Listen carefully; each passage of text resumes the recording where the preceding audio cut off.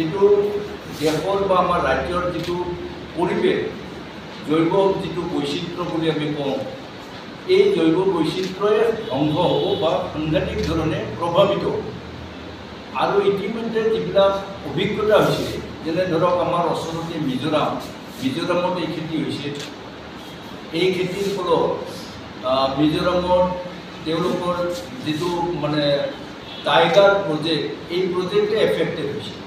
তার যে মাটি সাংঘাতিক ধরনে মানে শুকান হয়ে গেছে, একেধরনে কুয়া যে ধরনের হয়েছে বা অন্য দেশের ক্ষেত্রে ইন্দোনেশিয়াই হোক মালয়েশিয়াই হোক এইবিলাকত সাংঘাতিক ধরনের উৎপাদন হয়, কিন্তু এই দেশবিলাকৰ ক্ষেত্ৰতো এই ধৰণৰ এটা প্ৰভাৱ ইতিমধ্যে পৰিছে।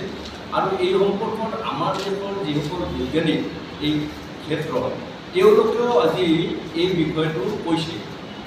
এনেকৈ আমাৰ ৰাজ্যৰ যিটো যাদৱ পায়েং, তেখেতে বন হেৰি কৰাৰ ক্ষেত্ৰত এটা সাংঘাতিক ধৰণৰ তেখেতৰ ভূমিকা আছে। বাস্তৱ জীৱনৰ পৰা তেওঁ সেই কামবিলাক কৰিছে। আৰু তেখেতেও কিন্তু কৈছে যে আজি যদি এই ক্ষতিগ্ৰস্ত হ'ব, কাৰণ প্ৰতিজোপা গছৰ কাৰণে কৈছে যিবিলাকে ৰিচাৰ্চ কৰিছে যে নাইবুলেও 300 লিটাৰ তেল বা 300 লিটাৰ পানী ডেইলি ব্যৱহাৰ মানে গছজোপাই টানি ল'ব। আৰু ইয়াৰ ফলস্বৰূপে বনাঞ্চল সাংঘাতিক ধৰণে ক্ষতিগ্ৰস্ত হ'ব, জীৱ জন্তুৰ ওপৰত তাৰ প্ৰভাৱ পৰিব।